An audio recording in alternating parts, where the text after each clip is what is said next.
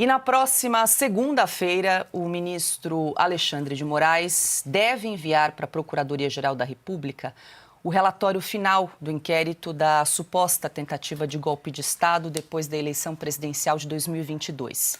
No entanto, a manifestação da PGR sobre uma possível denúncia contra Jair Bolsonaro e outras 36 pessoas indiciadas pela Polícia Federal deve ficar somente para 2025. Diante da complexidade da investigação, o Procurador-Geral da República, Paulo Gonet, deverá levar pelo menos 3 meses para analisar as quase 900 páginas do relatório produzido pela Polícia Federal. Depois de examinar as provas, Gonet vai decidir se apresenta ou não uma denúncia contra o ex-presidente e seus aliados. Se optar seguir em frente com a acusação, o caso será remetido ao ministro Alexandre de Moraes, relator do processo no Supremo. Alexandre Garcia, muito boa noite, seja bem-vindo. Alexandre, mais uma semana agitada por aqui.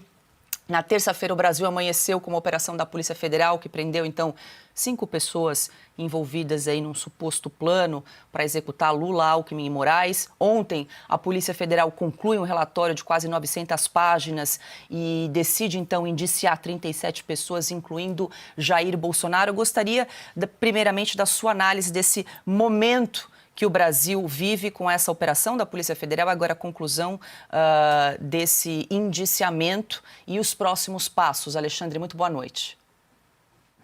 Boa noite, Paula. Boa noite, Ana, Augusto, Piotto.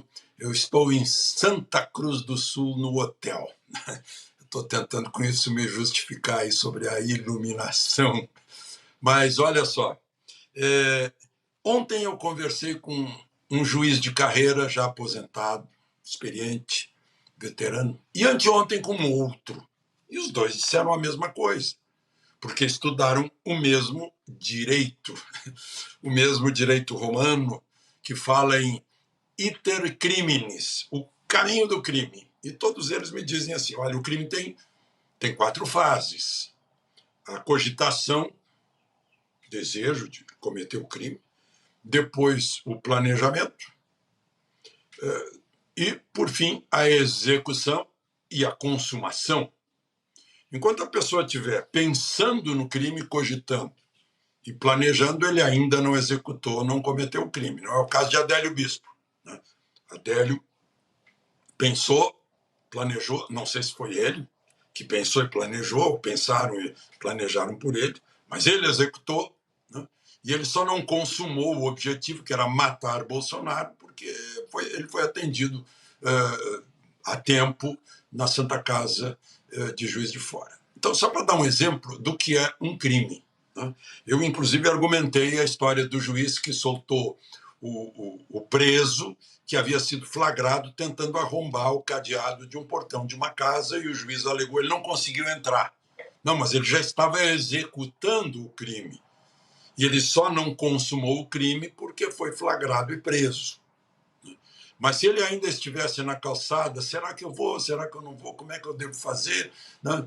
Eu acho que eu devo primeiro pegar uma alavanca para romper o cadeado.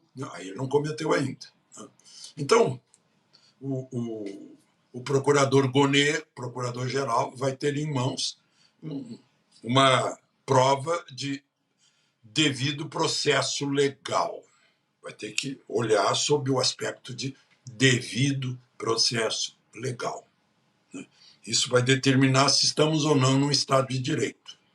O pessoal que estuda lá nas arcadas do Largo de São Francisco também está sempre falando em devido processo legal. E muita gente fala em Estado democrático de direito como se fosse assim um rótulo apenas. Aí, vendo tudo isso, que Gonet vai ver, Gonet e seus auxiliares, vendo tudo isso, todo esse esforço, eu, como jornalista, e o Augusto é dessa geração, eu lamento que nós perdemos a visão crítica de documentos de governo. Quando a gente pega um documento de governo, a gente faz a crítica, faz a visão crítica, faz a análise no estrito termo de análise, para ver se uma coisa fecha com a outra, né? Que não é uma história de ficção mal engendrada, né?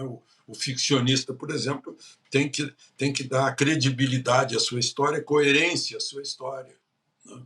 Não vai botar um táxi lá, um golpe que não deu porque o sujeito não conseguiu o táxi, né? O pessoal lá do Brancaleone, né? Então, eu vejo aí, perguntaram que o Nicolas, né, perguntou que golpe é esse. O governador de Minas Gerais, que é o estado do Nicolas, certa vez, o Francilino Pereira, perguntou: que país é esse? A gente está perguntando que país é esse. Que jornalismo é esse? Sem a visão crítica, sem análise. E tem um detalhe: olha, o Augusto certamente conheceu o Paulo Afonso Martins de Oliveira, braço direito do Dr. Ulisses na Constituinte, foi por 23 anos secretário-geral da mesa, o braço direito de todos os presidentes da Câmara.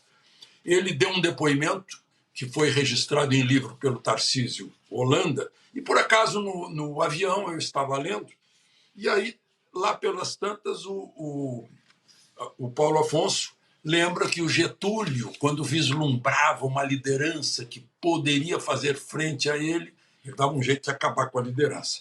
Aí disse: olha, em 64 o AI-5 também eliminou muitas lideranças futuras. E conclui: é o estilo da atuação preferida dos regimes totalitários, que precisam eliminar os adversários para garantir a sua hegemonia. O livro está muito atualizado. É isso, Paulo.